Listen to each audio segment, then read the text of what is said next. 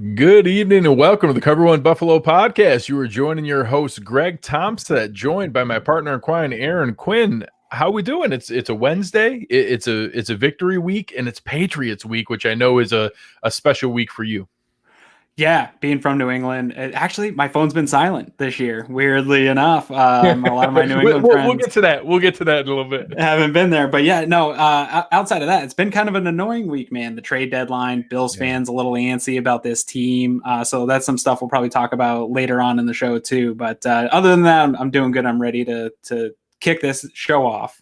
Yeah, absolutely. We'll get to our special guest here in a moment, but obviously our show tonight presented by Uncle Jumbo's, our great partner all season long. And tonight's first half represented by Paul Bannock, Keller Williams Realty in Rochester. Make sure you look for Paul Bannock on Facebook and find him.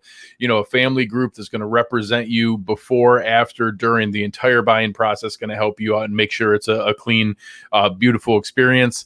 And tonight, to talk about this really impactful, and I'll talk about it a little bit later, anxiety-causing matchup is our friend Evan Lazar. Evan, how we doing? I'm doing well. How you guys doing? Not bad. It's weird.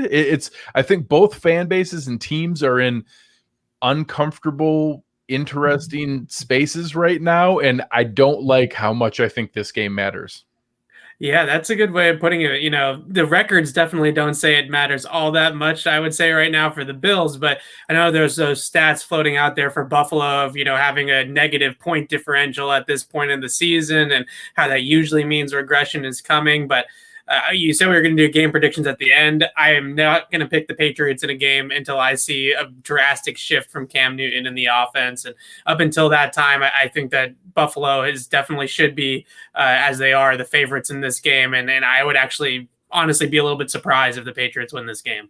Dude, 2-3 weeks ago, I would have thought the final game of the Bills Patriots was going to be the biggest game of the year, possibly. Okay. And now I think that it's shifted right up to this game for both teams. And I think both teams' seasons can really go either way. The Patriots season could totally fly off the rails with a loss here, and the Bills season could dig into maybe not a full regression, but another mediocre season for the Bills, which we've seen before, and barely slipping and maybe in still possibly winning the division, but barely slip in and maybe getting a wild card spot if they lose to the Patriots, because the stretch gets real tough for the Bills. And it's the weirdest feeling in the world that you're playing the Patriots, but it's a must win against the team you should be. It feels gross saying it even. It's a really weird thing, but it's a huge game for both teams right now.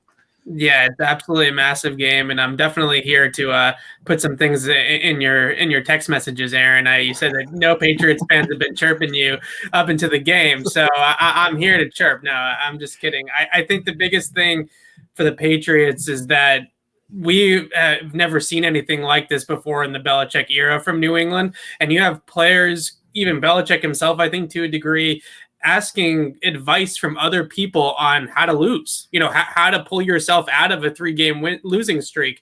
I almost said winning streak because we're so used to saying winning streak. Losing streak, how do you do it? Players talking today to us, and guys like Jason McCourty and Brian Hoyer, who have been in Cleveland and other stops, are a little bit more vocal this week in explaining how you pull yourself out of this sort of rut.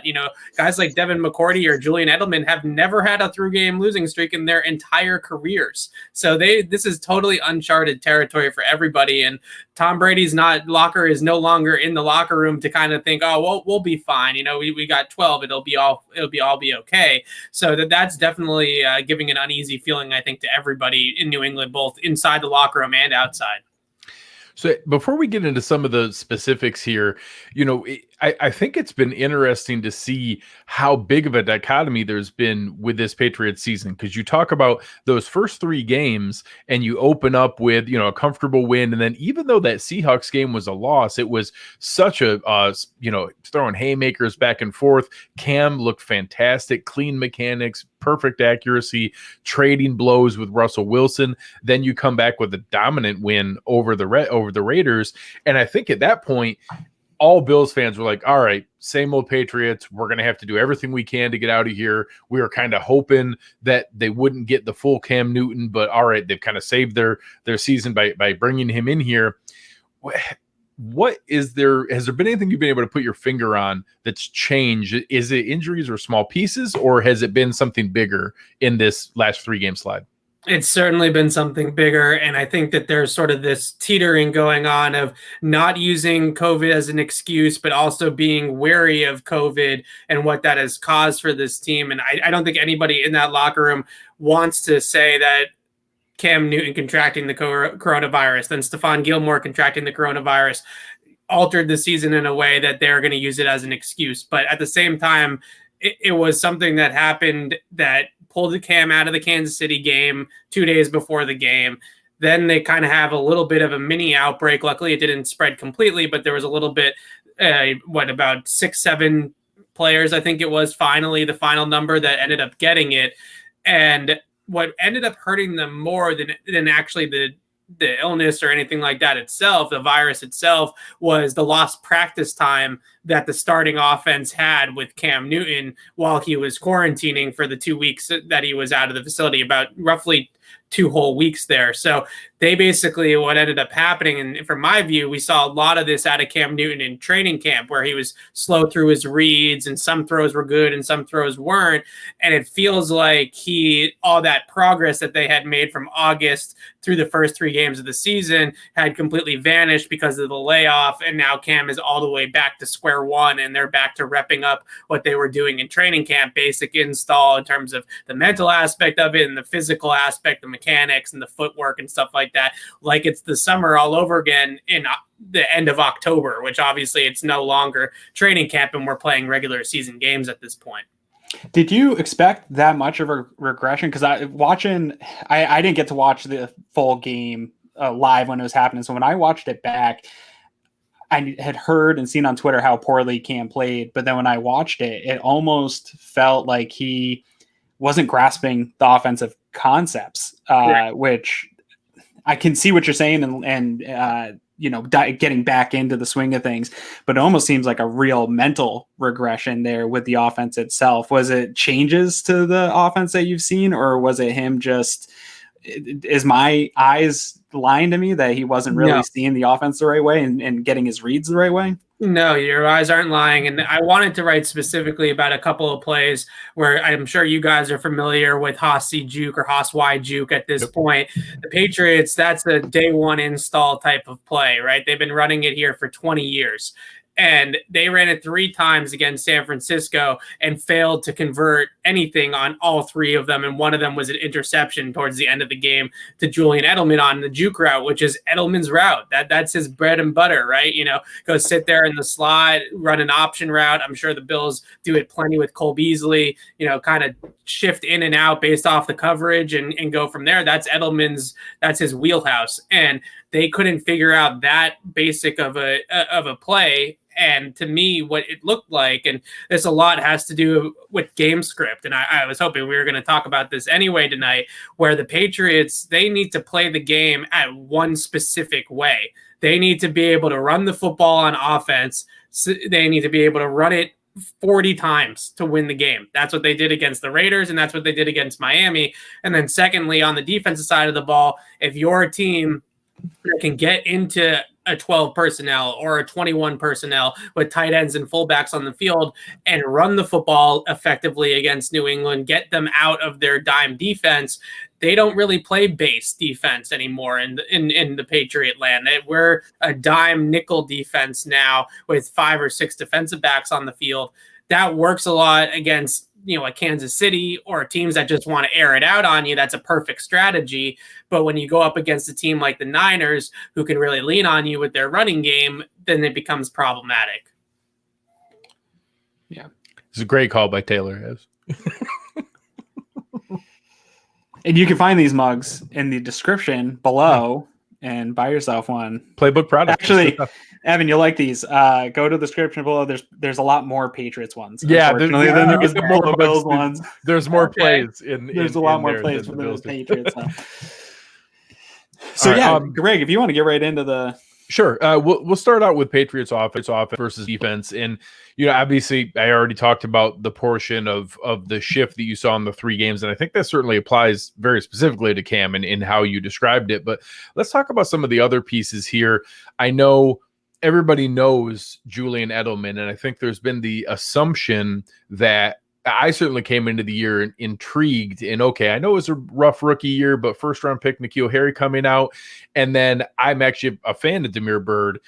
What has there been outside of Edelman that either still has potential to click, or maybe why it hasn't quite clicked yet in the receiving targets game? Obviously, I know, we haven't seen a lot from the rookie tight end yet, and Izzo's still getting a lot of the reps there, but just in the options that Cam has, what gives Patriots fans hope for rekindling some of that through the rest of the year? Not much in the passing game, to be honest with you. I think what the two things that you kind of look at with the Patriots offense are what I mentioned. If they can be a bully ball is what we have started coined it around here, where you run the ball 40 times a game. Cam's involved in the running game with design quarterback runs or read option type of plays, RPOs maybe sprinkled in there a few times. And you can be that sort of offense. And then there's another sort of iteration of the Patriots offense right now that's still trying to harken back to the Brady time and the Brady era. And I think that's the package that's struggling right now for Cam Newton, is because Cam isn't Tom Brady, right? With a Tom Brady type offense, you need to be precise. Your timing needs to be impeccable. Your anticipation needs to be impeccable. Your ability to read the defense quickly, both before the snap and after the snap, needs to be excellent. And all of those types of things, not to pick on Cam because he's great in his own right and in his own way, are not really Cam Newton style things. So what ends up happening is when you have a drop back passing game that's meant for Tom Brady, but you're playing it with Cam Newton, it makes all of Cam's flaws come to light, right? His footwork, his mechanics, his kind of inconsistent accuracy, his inability to read the field like he's got that supercomputer that Brady has in his mind. So the Patriots need to get back to that bully ball style of offense. Now, if there is one player that I would say outside of Edelman at receiver, the tight ends have done absolutely zero. They're the worst tight end group in the NFL. They're dead last in everything: catches, targets, yards. I don't think they've caught any touchdowns. They've only thrown 3 of them, so I don't think they have.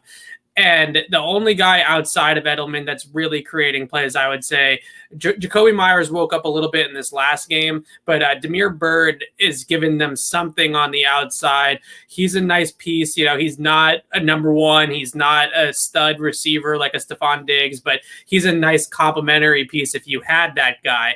So they've gotten some good things out of him. Cam has missed him a bunch. I would say 4 or 5 times deep, just because of circumstances. The ball hasn't reached Damiere Byrd. He's ran his route well. He's gotten open for big plays down the field, and it's just been off, and they haven't been able to get him the football. Cam had a deep over route to him wide open in the game last week against the Niners, and he sailed it over his head because he was late to it. That's the sort of stuff that keeps on happening for Damiere Byrd. So he's really developed into a nice player. I know the Bills play a lot of kind of bail, cover 3 bail, some quarters, and I think that those comebackers and those stop routes along the sideline is something the Patriots might lean on a little bit just to get Cam going and get some 15-yard gains out of those if they can, just to give him some confidence. So the other side of the offense, I think one player that I'm probably the most nervous about is the explosion we've seen from Damian Harris, and is a player that I think people were excited about. Then you had the IR stint to open up the season, but I think you've seen him get going here, and the interior of that Patriots offensive line is still everything it was supposed to be early in the season. That combination of Harris and still solid players in Burkhead and White and just the entire backfield altogether with the running of Cam is where I'm most nervous. In what we've seen to this point, the Bills have shown a propensity to be run on. They've made some different changes here. They've tried to shift some things around. I'm really curious. I think the weather elements are going to push even more. It sounds like we're not going to have great weather, probably some high wind, some rain. I think that ground game is going to be a key to this. I'm curious has that shown anything to get up and running in the games that have started to get away from them, or does it need something that, like you said, game script really drives their ability to do that? Exactly. Last week against San Francisco is very telling to me. The third quarter after halftime, they came out in 21 personnel and they tried to pound the rock down 2-3 touchdowns. That's how inept the passing game was for the last couple of weeks, that they wanted to run their way back into a game. And obviously that's not going to work at the NFL level. And we know all the reasons from the analytics nerds on Twitter why it's not going to work, right? And it bared out in that game. So with the running game, I think the biggest thing is that if you allow them to stay in the game, or if they play the game with a lead, if they're able to get up on you quickly, then they can really run the football. They can do it in any way that they want to do it. They can be a zone team, they can be a gap team, they can be a read option or a design quarterback run team like they were in week 1, and they can do a bunch of different things against you. But the difference is that if you get them behind or you get them into a shootout, that's usually not going to end up well for them. But still, at the end of the day, that sort of offense of being a bully ball style offense and really relying on the run might be able to work in this kind of game against Buffalo. So I'm really interested to see. I think this is sort of where this game is going to end up being won or lost, is early on in that first quarter. If the Patriots can go on a 10-15 play drive where they run the ball 12-13 times, then that might set the tone that they're going to play from ahead, or at least play in this game competitively and be able to continue to run the football for 4 quarters. And that might be a way that they can actually beat the Bills. And in that run game here, real quick too, we talk a lot about toxic differential and explosive plays. And when I was looking up prior to watching the film on this, New England is ranked 7th from Sharp Football stats on explosive run plays. So you're also getting some chunk plays in the run game. It's not just a bully ball 4 yards at a time. This is where the majority of your chunk yardage is coming from, is in the run game. Yeah, exactly. And that's why they went to the running game against the Niners, is because that's how they gain yards. And you mentioned those 3 guys on the interior, Andrews, Mason, and Tooney. To me, that's the heartbeat of the entire Patriots team, not just the offense. Those 3 guys are the rocks of the entire Patriots team. And then Gilmore and Devin McCourty and the guys on the defensive side of the ball certainly have a lot to say about that too. But at this point, that's the tone setters. Those guys are the ones that kind of bring the attitude that we're going to be able to run the football. So against Denver, they were missing a couple pieces on that offensive line. It was really kind of a makeshift day for the entire day on the O-line. They got them all back against the Niners, but the Niners put up so many points so quickly that the Patriots weren't able to really get into their running game. So again, that's the scary part as a Patriots fan, or as Patriots observers, is that right now, Bill Belichick usually prides himself on flexibility, right? We can beat you in any way of type of game that you want. We can be areaed out against you. We can run it against you. We can play dime. We can play base. We can do whatever you want. This team, this 2020 Patriots team, is one-dimensional all over the place. And unfortunately, when they get into bad matchups like with San Francisco, that can really be exposed. So I'm interested to see how the Bills play this game, because the way they've been playing fits into how the Patriots want the game to go. But maybe Buffalo becomes completely game plan oriented for this one and changes a lot of what they do on both sides of the ball. Yeah, we'll flip over to the other side here for Aaron to run through the Pats defense and the Bills offense, because it's interesting. You're talking about kind of both teams' weakness against the other team's weakness, and now the other team's strength against the other team's strength. It's going to be interesting to see. I've waited every single week and had multiple times where it's okay, this is the week they're going to get the running game going, because it really makes sense to be able to go back to that. And they've remained pass happy every single game, regardless of game script. I mean, some of them, obviously some of the losses, it leaned into that. But even the games where they should have been, and should have milked the clock or should have pounded the rock late, they still ran. They ran late with the Raiders or they passed late against the Raiders with a big lead. They passed late with the Jets with a decent lead. And it's just something that I'm curious, do they have that tool in the tool belt to be able to go to that? And I think we're going to find out this weekend, because this is absolutely the week to do that. Yeah, and not all those things all lining up, but then the weather does look miserable here in Western New York this week. I'm almost hoping it forces their hand that they can sell out to stop the Patriots run, because they know they can't pass because the wind's so crazy.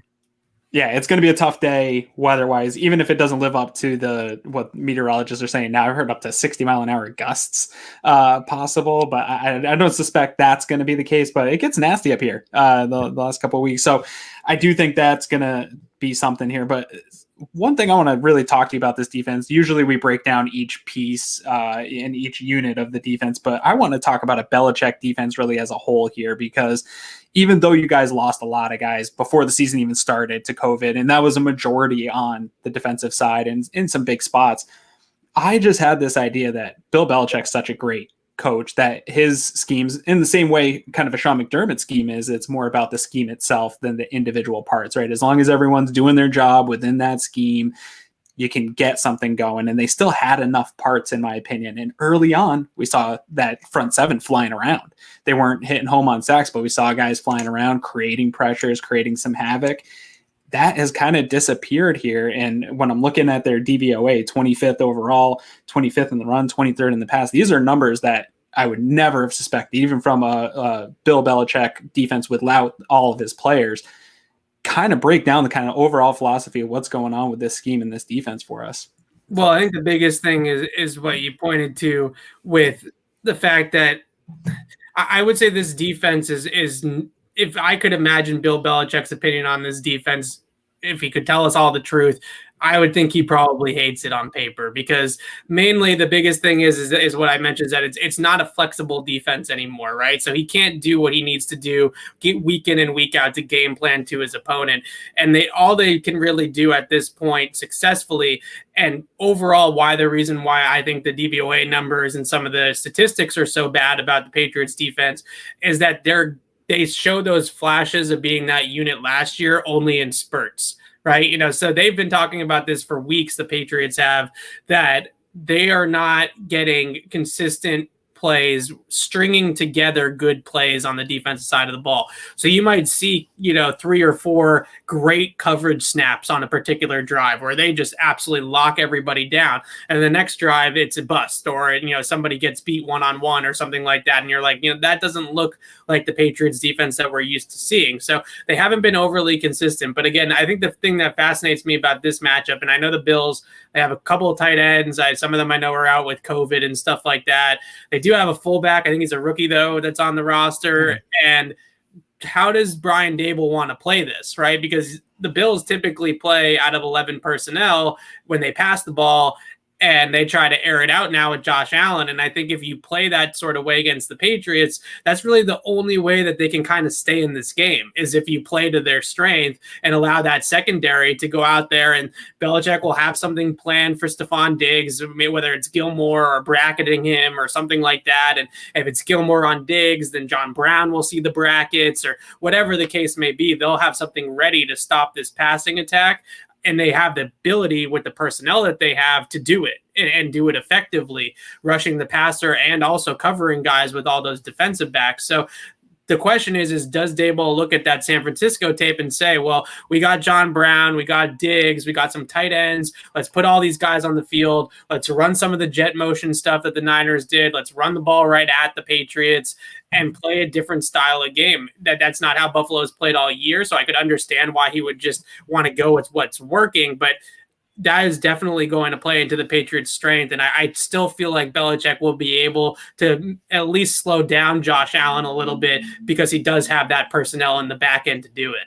Well, and that's my biggest fear here, is pretty much what you talked about, is Daboll going to be stubborn in trying to keep with what they've been doing? Because it did work great, but it has slowed down. And in that slowing down, Nate and Eric did a great breakdown of Josh Allen. He's missed on some big plays, and there's still a little bit of slow processing at times and not making the right reads, even though he's huge improvements in steps forward. He still has a long way to go in some of that stuff. And you don't want to have slow processing or missing reads when you're playing a Belichick defense. I don't care who the guys are lining up. So I do think you're right that if they line up wide, it does play into Belichick's hands a little bit. I don't know that.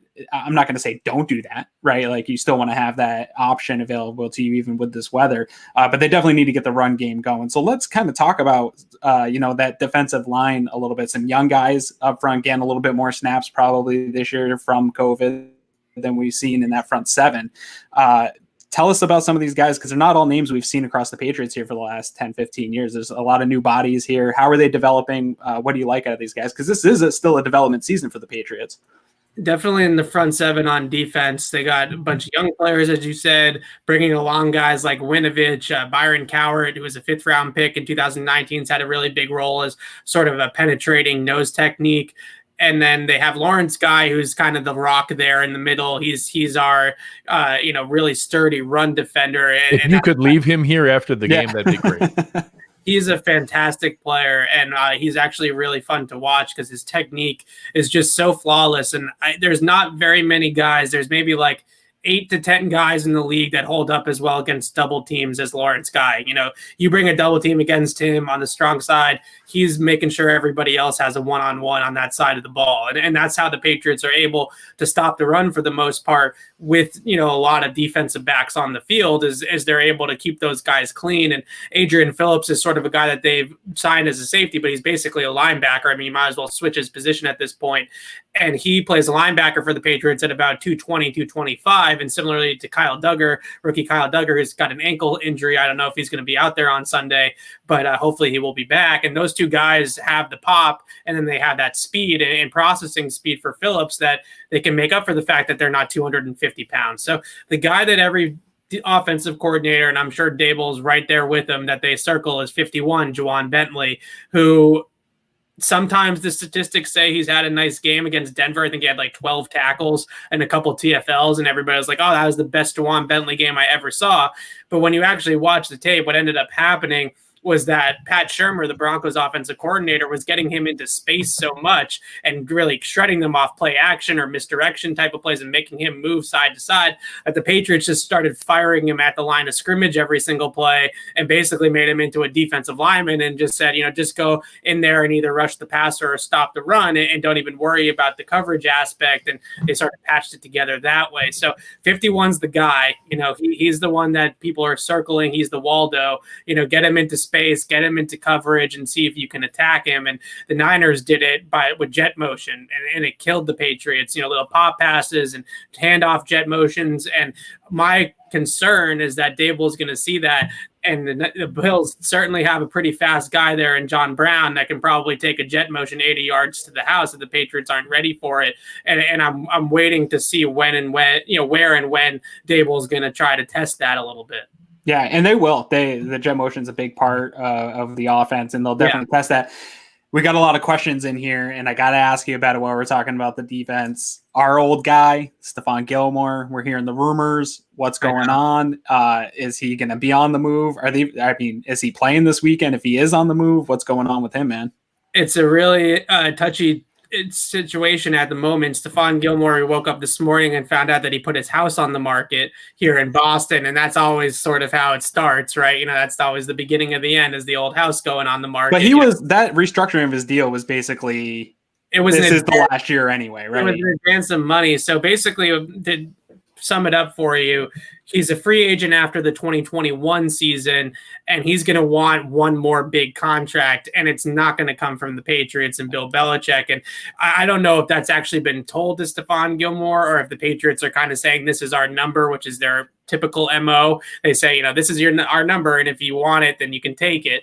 And Gilmore is going to get paid one more time, and it's not going to be from New England. So the question really is, are the Patriots going to try to cash in on the asset and trade him before his contract is up, which is obviously a very Belichickian move, is to get a higher draft pick back than you would in the comp pick formula for Gilmore if he leaves in free agency. So it's either going to happen, if it does, at this trade deadline or in the offseason next year. They did shop him in the offseason this year a little bit. They were strapped up against the cap. They knew that this move was probably coming at some point, so they did try to get it a little bit sooner, but they didn't get any offers that they were really crazy about. And teams for a 30-year-old corner are not necessarily knocking down the door with the first-round pick right now.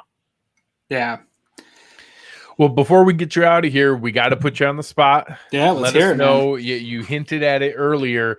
Yeah. For the first time in 20 years, it's not a foregone conclusion what's going to happen in this game. What are you expecting to see on Sunday? I'm not, like I said at the top of the show, I'm not going to pick the Patriots until they show me that they can put together a complete game on both sides of the ball again. So for right now, I'm going to take the Bills still. The only caveat that I will give to give Patriots fans hope is that Bills fans better hope that Josh Allen doesn't turn into, his rookie season and second season Josh Allen, I guess I should say, and start throwing the ball all over the place and throw 3 picks against Belichick again. If that happens, then the Patriots got a chance. But if Josh Allen can protect the football and keep the Bills ahead of the chains, I don't see the Patriots being able to keep up with them. Give us a score. What do you think? I would say I trust Belichick enough to confuse Josh Allen to keep the Patriots relatively in it. So I would say something like, 27 20, maybe 27-16 if it's more of a blowout, something along those lines. Like I said, it's just that the passing offense for the Patriots is really broken. And if the game doesn't go a certain way right now for them, then they can't stay in it. Yeah. Absolutely. Tell the people where they can find you and anything that you're up to. And yeah, absolutely. So you can follow me at Easy Lazar on Twitter. And I do write for CLNSmedia.com. You can find me on there, my written work, my podcast, which I'm doing with Greg tomorrow, doing this the opposite direction. So we're going to pick on the Bills plenty. So it's a home and home series. That's right. Exactly. It's a home and home. So it's the Patriots Beat podcast right there on the bottom of the screen, I think. And that about does it. You can find everything on my Twitter at Easy Lazar. Awesome, man. Appreciate it, Evan. Hey, guys, anyone who's looking for it, Evan is a very even-handed Patriots Great follow. reporter. Really good follow. Is very, objective in what you review. I've been really impressed in what you've questioned and brought up and been able to point out to give hope for the future. It's good to see that kind of analysis for the team. I appreciate that, guys. Thanks. All right. So as we kind of get in here, obviously I don't expect anything less from Evan as we're getting into this kind of thing and kind of identifying, what's next for this. And, I opened it up with it when I introduced Evan. I'm not comfortable with how big of a deal I think this game is. Like, I really think this game is critical. You look at, the difference of if the Patriots get a win here, and they go to 3-5 versus a 5-3 Bills team with a game in hand in Buffalo. I mean, that puts them right back into it from a division standpoint. If the Bills win and they have a game in hand, and now it's 6-2 versus 2-6 with a full 4-game lead plus the half game tiebreaker of the head-to-head, it ends their season. I don't know any other way to put it. If they lose 4 straight and they go to 2-6 and are reeling like that, I think it ends their season. There are too many good teams in the AFC this year that are vying for those extra wild card spots. It makes me nervous how big of a deal I think this game is this early. Yeah, and even though the Bills beat Miami, even if they win this game, Miami's still right there on their heels, unfortunately, and could, who knows what's going to happen when Tua gets in, and he could go on a run. So the Bills need to really get more AFC games. They need to build up some games here. I do think that it's a really big one for both teams, though. I don't want to see the Bills drop a game before they head on to play Arizona and Seattle here coming up, and then you have the Steelers coming up. Beyond that, you can't afford to start dropping games. Now, I do think winning this game is the difference between getting double-digit wins and being a 9-win team. Yeah, and that could, maybe 9 wins gets you the division this year. I don't know how that's going to shake out, but I don't want to play the game at the end of the year of sitting here listening to you go through probabilities of how it's going to shake out. I want it to just be done. So to me, there's a number of reasons why this is a must win, really. And I don't want to say that loosely. I think Sean McDermott's downplayed a little bit with the PR. You saw the PR of the whole team saying, oh, this is just another game. Internally in the organization, this is not just another game. This organization needs to beat the Patriots. Fact of the matter. Everyone does. Sean McDermott 0-6 against a Belichick-led team. This organization's won, 4 games in 20 years, 5 games or something in 20 years against this team, most of them without Brady or starters or Brady for a half or something like that. So we haven't beat them. So in the organization, it's a must win, kind of the bigger picture. But then for this season, man, I think you're going to drop some games coming up here against some better teams or against some really good teams. And so you got to beat the teams. We talk about it a lot on this show. You've got to beat the teams that you should. And on paper, the Bills should beat this team. What scares me the most is how this game's, you talked about it with Evan, dude. It's, weakness, our weakness going up against their weaknesses, their strength on offense going up against our weakness. The weather is going to play a part in this. I know people don't like to talk about weather playing a part in football games, but it is going to play a part in this. And that scares me. I think the weather is going to keep this game a little bit closer than maybe it should be if it was in a dome or, on a sunny, bright September day. The Bills running game hasn't proven anything to me. Feliciano coming back sounds good. I don't know how his first game back is going to look.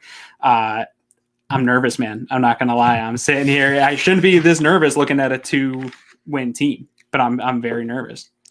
And let's kind of shift over here into our player spotlight. So our sponsor, Uncle Jumbo's, being able to identify a player that I know you and I were both excited about, that I think gives us some options. We'll talk in a little bit about trade targets, and I know everybody's excited to talk about potential trade targets for the team here.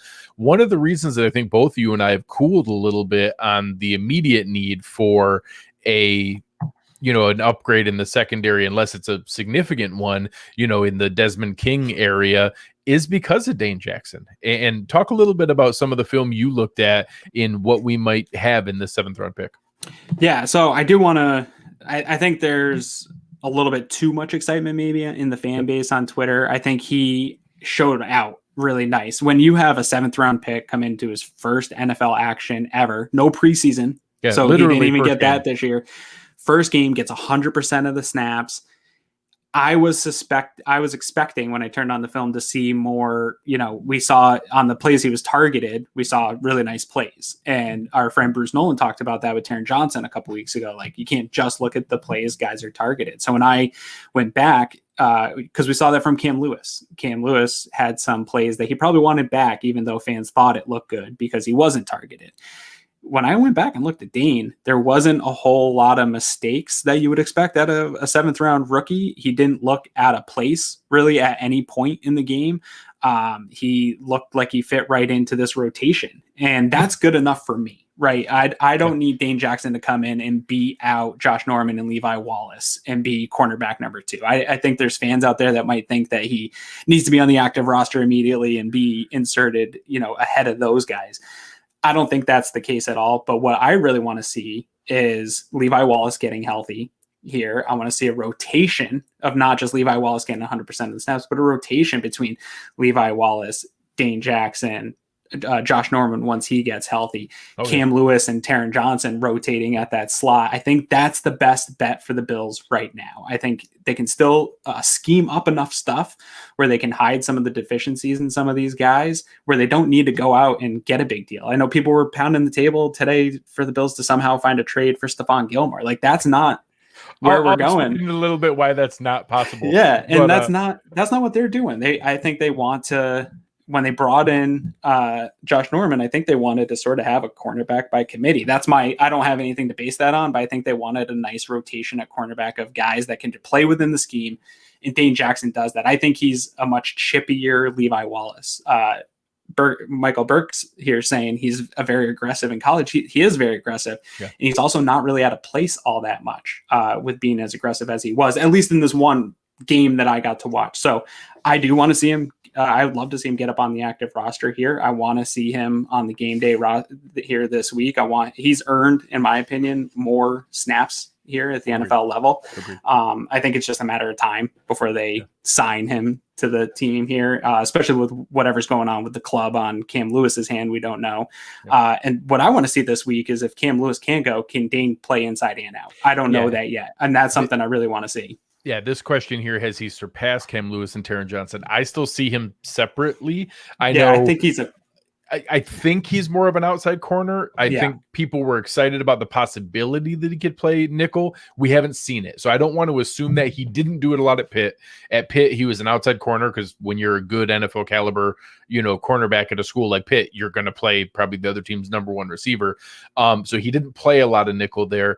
I know people have assumed that his skill set will translate. So I'm open to it, but we haven't seen it yet. So I don't want to assume that we're just immediately going to shift him inside and that he would take over for that. I think he's earned reps. So if Levi Wallace and Josh Norman come back and are healthy and they want to get him on the field and the coaching staff decides it is at nickel, I'm open to that. I'm not ready to say yes, for sure he's capable of doing that because we haven't seen it yet. Yeah, and that's something that I think a lot of people have a tough time, because I think a lot of people just think, who's your third worst cornerback? And they move to the slot. Like a ranking. It really is an entirely different position. And there's been a few guys the Bills have been able to find AJ Gaines comes to mind, who can play inside and out as a backup player. If Dane Jackson could be that, that would be fantastic, because Taron, you're not going to move Taron to the outside. I would like more ability from a guy like Taron Johnson to be able to move in and out.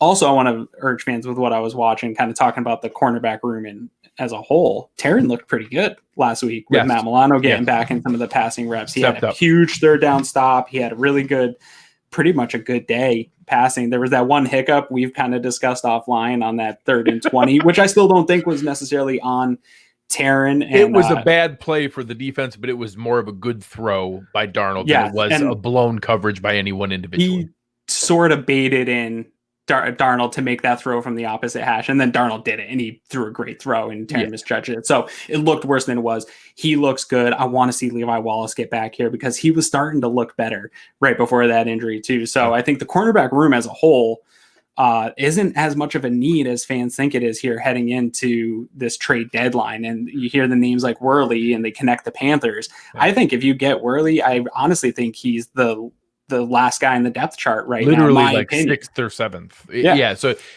now don't get me wrong, Aaron and I both would love a player like Desmond King if they can go out and get an absolute day one starter on the trade market on a rookie deal. Absolutely. If you can get me a day one starter on a rookie deal, I'd sign up for that every single day of the week. But a guy like Daryl Worley is not better than what we've seen from Dane Jackson or Levi Wallace or Taron Johnson. I don't want to bring in a guy just because of bringing a guy. And we'll talk about that more when we get to the math of what's available for the salary, for the cap space on the trade deadline. But that's not how this works. There are spots where, hey, we might need an injection of something. And I think we'll talk about that spot here in a bit. But cornerback is not just, hey, we need a body. We have bodies. Now, if we can get an upgrade, sure, I'm open to that. If you can go get me an upgrade because somebody's selling a starting caliber player, of course I'm open to that. But there's no reason to just add a body into the secondary, because I don't think we have multiple NFL caliber guys already. Yeah, I agree. While we're talking about the secondary here, I'll just touch on it while it's there. Tim asked here about if Hyde is still dealing with a concussion, who reps him. I think that it's Jaquan Johnson at that true center field spot. I know right now Dean Marlowe gets more reps than him day in and day out because he's better closer to line of scrimmage and in that nickel role. I think Jaquan Johnson would get the playing time at true center field safety if Micah Hyde had to miss this game. For anybody who's not aware, unfortunately, that hit that everybody was arguing whether it was dirty, whether it was a penalty, Micah Hyde got a concussion himself when hitting Brashad Perriman, not just injuring Perriman on that play. So all the more reason why the NFL is trying to get those plays out of the league. Unfortunately, Micah Hyde concussed himself. The good news is he was out on the practice field today. He's not, sometimes you have guys who can't even leave a bright colored room or outside with the sunlight. So he was out with the team today. He was in a red non-contact jersey. He was not in any drills, but that is an indicator that he's already cleared the first couple hurdles. I was going to say there's like certain sections of the protocol you have to clear to even be on the field with your team. So he is, I will say, on pace to be eligible to play on Sunday as of right now. The first day of practice, he's already out there with the team. That means it's possible he will get cleared. It is not automatic. No, and it's rare. It's more rare to see guys. It's less likely to not miss any games. We've seen it. Josh Allen did it last year. The Tennessee game? The New England game into the Tennessee game last year he did. He cleared it. So it does happen. I did think it was a good sign to see him out on the practice field on the first day, because usually that person hasn't cleared that stage of protocol yet, but we're totally speculating. And those things, he could be doing fine today. You're tested every day when you go in. He could be doing fine today and even take a step backwards tomorrow. So you just don't know how those are going to go. So I'm not going to speculate whether he's going to play or not, but I do think, I don't know that we'll see Jaquan Johnson very much just because of the lack of passing game from the Patriots. I think you end up seeing Marlowe more. We saw that's a great point. A number of times we saw Marlowe lining guys up where they're supposed to be. That great play by AJ Epinesa that AJ blew up outside in one of his flash plays. If you look back, he sees that play coming and tries to warn him and gets him out there. And there's also another play that he tried to warn Mario Addison. He knew where the play was going and he tried to move Addison inside, and Addison didn't move in and they ran right inside of him.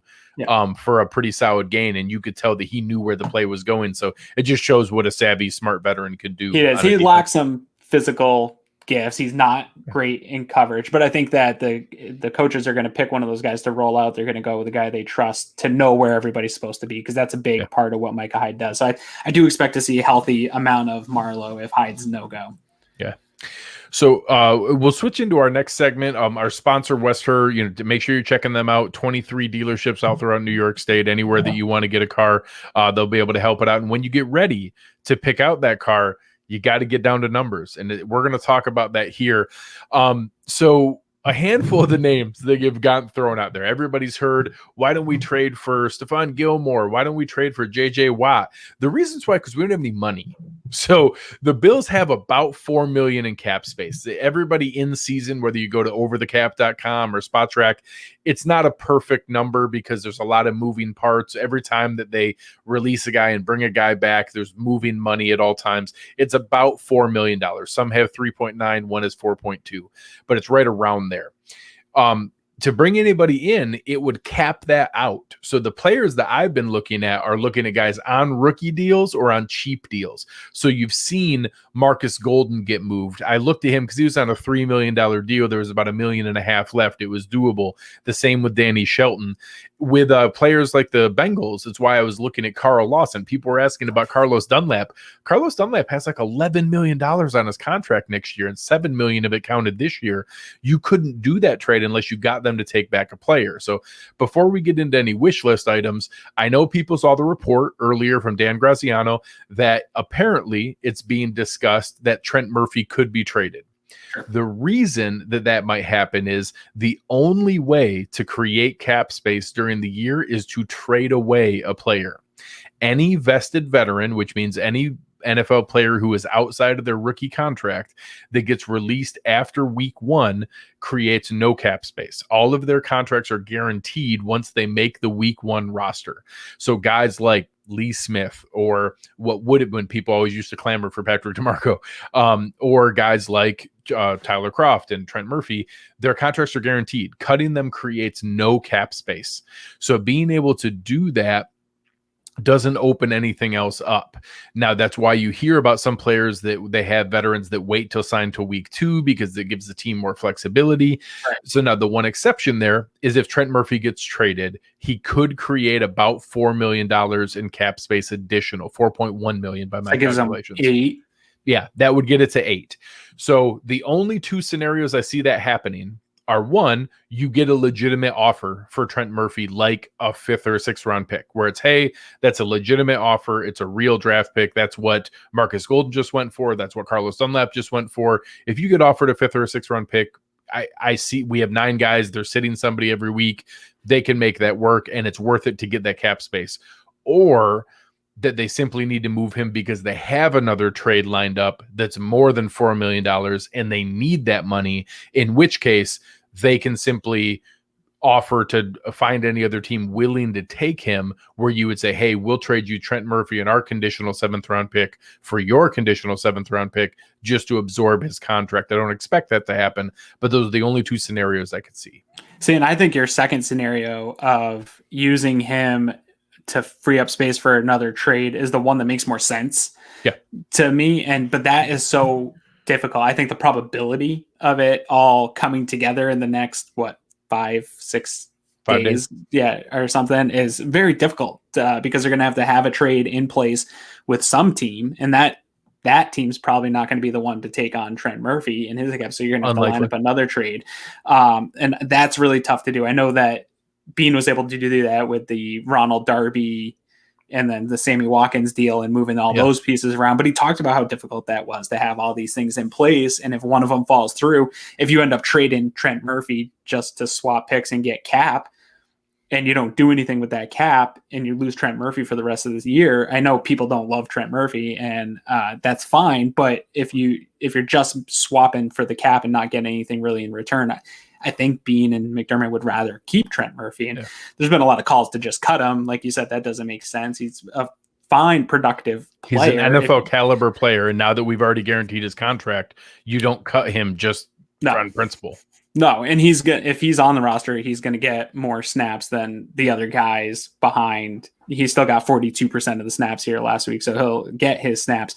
It's gonna be hard for a team, I think, to take on that money. I can't think of a lot of teams that are gonna want to take on that money and that he moves the needle in any substantial way, unless I'm missing an injury somewhere or something like that. So I think it's gonna be hard. I think the name got thrown out there. That also, you got to keep in mind too, with some of like these ESPN reporters and stuff, that could have come from Trent Murphy's agent. It 100% came from Trent Murphy's agent. Yeah, not happy with the way he got the healthy scratch. Maybe not happy with his playing time, because he's out there playing for another free agent contract here coming up. So I think his agent wants him somewhere where he's going to get more playing time, and so to go out there and say there's interest in Trent Murphy, or there's so some of that might not even come to fruition. Calls aren't even being made, but I'm all for trading him. If that first scenario you talk about, if they could get a 5th round pick for him, see you later, Trent. I don't see that happening. I don't see that type of value. We've seen some of the trades and the different values. I don't think Trent would get that, but we've talked about it here. I will take as many draft picks as we can get for the Bills going into next year, as they're going to be up against the cap, whether they trade Trent Murphy or not. The cap's shrinking. The Bills are up against the cap. They need those picks because they got to get some of these guys here to fill in that depth here for the next couple of years while Josh Allen's still on his rookie deal.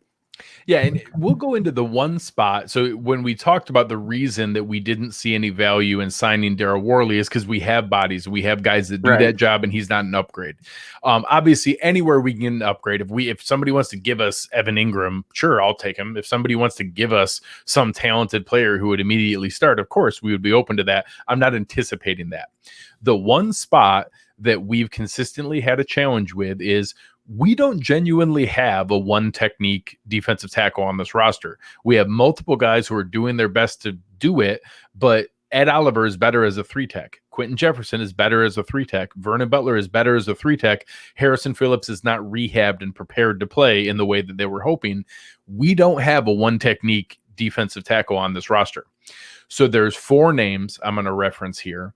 Dontari Poe was cut earlier today. I'll let you talk about him in a moment here on what you saw when you poked around at just a few plays.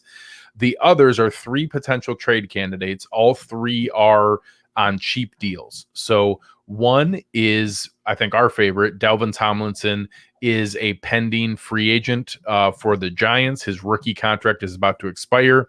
It's $1 million. There's less than $500,000 left. It's very easy to fit. I'm getting a close second. I might even have a new favorite as I've researched it more, is Tim Settle. Tim Settle is the nose tackle for the Redskins. He is a 2018 5th round pick, meaning that you have his contract this year and next year as a rookie deal. He's actually the 3rd highest graded defender on the Redskins with a fair amount of reps, and he looked good in the ones that I took a look at. So he's rising higher on my list of guys, and apparently is being talked about as a potential trade candidate. The 3rd one on the trade market is Danny Shelton. I'm mad at Todd Gurley for falling into the end zone, because I think if the Lions lost, he'd be more marketable and available. But out of those names, maybe talk a little bit about what you saw on Dontari Poe and anything that interests you in the other 3. Yeah, I think Poe's at the bottom of that list. The 4th out of the 4. Yeah, and I'm frustrated today by the Twitter kind of just saying Poe is Star Lotulelei. I think I don't want to say he's 6'3", 350. I get why you'd think it. I thought it for a minute. And I don't know that it's a little lazy. I hate to say that it's lazy, but it's a little lazy to make that comparison. I do get why people get there, and he can play 1-tech. Like, he's got snaps of playing 1-tech, and he sort of eats blockers. And he has reps where he does a good job holding. Yes, he can do it. It's not consistent at all. He's actually lined up a lot at 3-tech. He's more of a penetrator than a Star Lotulelei, which that's not what we need. We have guys that can penetrate from 3-tech. That's clearly not the problem. To be a world-class athlete for being 350. Yes, he has back issues, and I think that slowed him down quite a bit. If he goes up against anybody that's got sound technique, they're going to push him kind of right around. I think if people were frustrated with the way they thought Star Lotulelei was playing, you're going to be very frustrated with the way Poe plays that position. You could get some good reps out of him. I think if you miss on the trades none of these trades are heating up, or they're not even in on any of these defensive tackle trades, I'm all for kicking the tires on them, bringing them in on a minimum deal. It's better than not having an attack, in my opinion. Maybe they decide they can IR Harrison Phillips because he needs to rehab more, and you get a free roster spot. I could see it. Yes, and you bring him in on, what you think are known rushing downs, and you kind of play him at that spot just to have the body there. I can see it, but I wouldn't get very excited. I think maybe the fan base is a little too excited at the idea of him and what he can do because that need is so vast and in everybody's mind. But I would almost rather overpay a little bit for one of those other three guys than settle for Poe at this point. Yeah, and I think the two that are most intriguing, I think Shelton's in between the two. I think he's better than Poe. I think the two young guys, Dalvin Tomlinson and Tim Settle, are really exciting options to be able to look at. I like Settle a lot that you get another year of the rookie contract. Tomlinson, you would either trade for him and then lose him which isn't terrible because you get the compensatory pick that you could get some comp pick bingo stuff going. But otherwise, you'd trade him to try to re-sign him, and then that gets into money depending on how much he's going to earn. I like Settle that you get another year of that, and then that pushes it into an offseason in 2022 where you could afford to re-sign him because Star's contract's coming up. And if you like him in that year and a half, that's a year that you're going to get back to normal cap space, and you could extend him then and keep him around. So I'm really intrigued by that name, something to watch out for. I don't know, obviously the NFC East is a super weird position. Yeah. Technically everyone's still alive. So we're talking about two teams that have terrible records and bad teams, but are also one game out of their division leads. So I don't really know how that one's going to work to be able to figure out. But those are some of the names that are out there. I would say, Aaron, I don't know about you, but I don't expect there to be a trade. I'll be excited if there is. I'm not planning on there being one. No, I think this happens a lot, even though we're seeing more trades in the NFL. A little bit. It's trending that way that we're seeing more. I don't think that it's going to be nearly as active as the rumors that are out there and exist. And the NBA is that way, and there's a ton of trades in the NBA, but half the rumors never come to fruition. It's a lot of just speculation, agents putting things out there to get some interest or guys out of their spot. So I don't expect it to happen.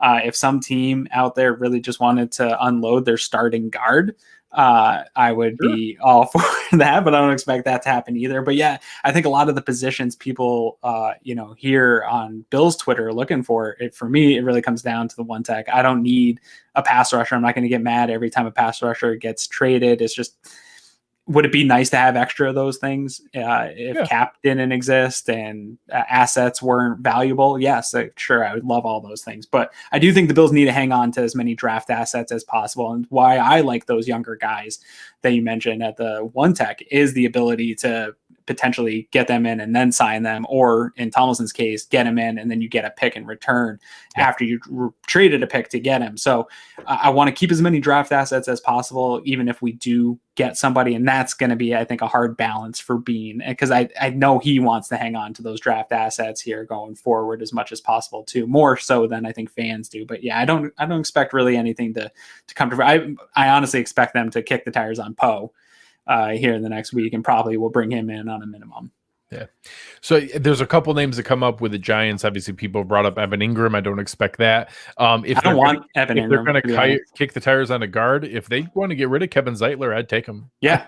That's one where we would have to make a move for Trent Murphy to free up. I think his number is probably closer to 6 or 7 million for what's left on his contract. But yeah, if there's a chance to be able to bring in our starting guards with John Feliciano and Kevin Zeitler the rest of the year, I'd be on board with that. Let's kind of get to the end of the options here. And, we've talked about how nervous we are. We've talked about how important this game is. I am going to have crazy nervous energy. My house is going to be the cleanest that it's ever been at like 12:59 on Sunday morning. That's what I do. I end up going around just cleaning stuff up and doing things around the house up until kickoff. What do you predict to happen? I think the Bills are downplaying this game as just another game, and it's important. I think you're going to get a little bit of Bills coming out a little too amped up for this game. That kind of amped up Josh that we've seen. Sugar High Josh. A little bit of Sugar High Josh. He gets amped up for games like this. I think this game, he talked about the last Patriots game where he got hurt, being a kind of moment of change in his career. I think this is one that maybe he comes in overthinking a little bit, unfortunately. I think the weather is something that I'm super concerned about. I think that their ability to run the ball, the Bills have done a good job. I think they've actually done a better job against the run than a lot of people think. They got torn up a little bit here this last week, but the 2 weeks prior to that, or well, not KC, they did a really good job against the Raiders. They did a really good job against the Tennessee Titans, who both also have good run offenses.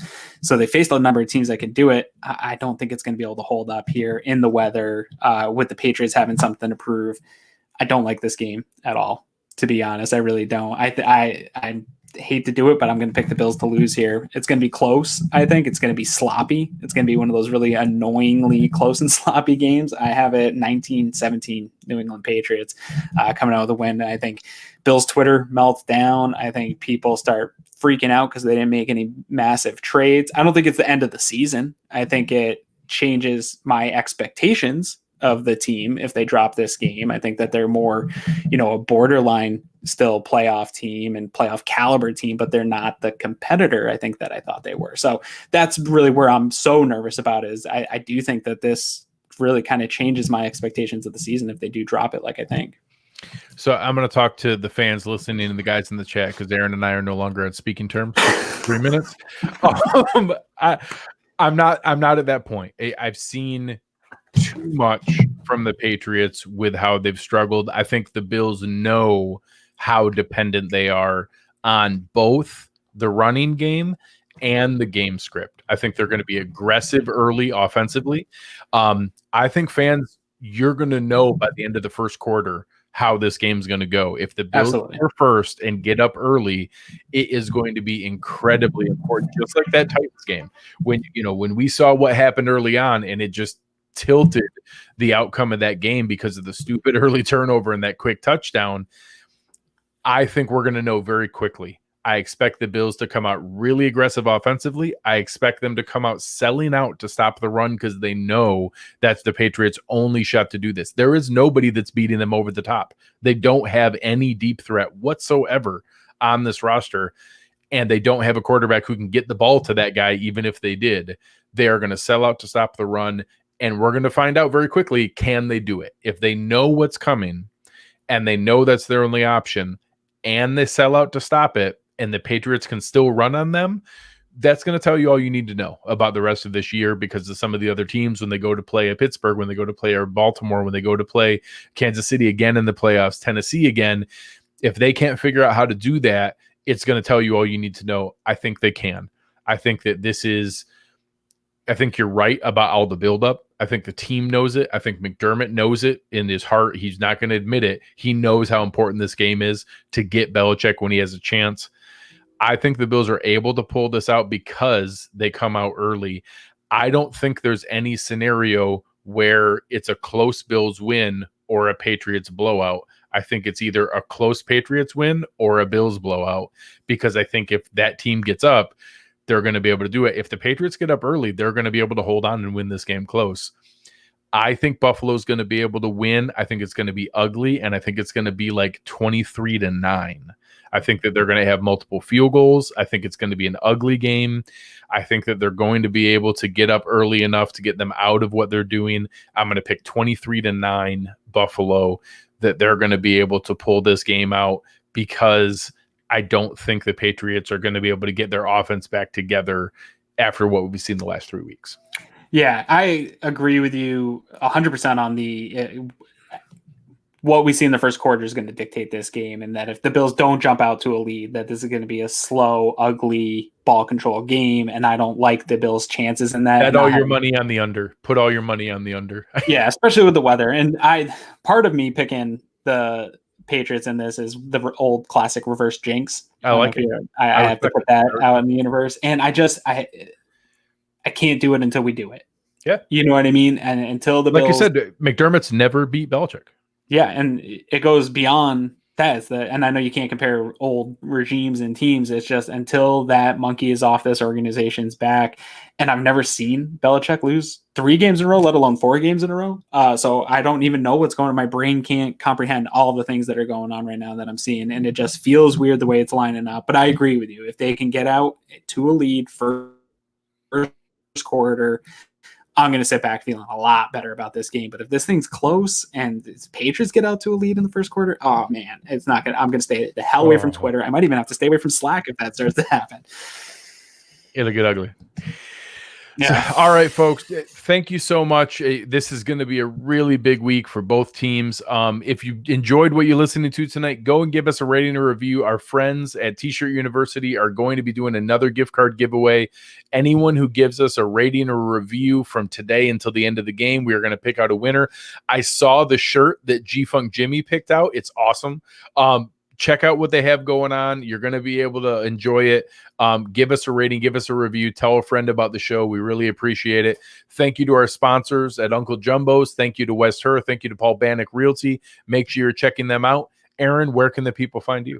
After predicting the Patriots win, I don't want you to find me, but be nice to me. You can find me at Aaron Quinn 716. You can find me at Greg Tompsett, GregTompsett. Come and have some fun. You have been listening to Cover One Buffalo, and we are out.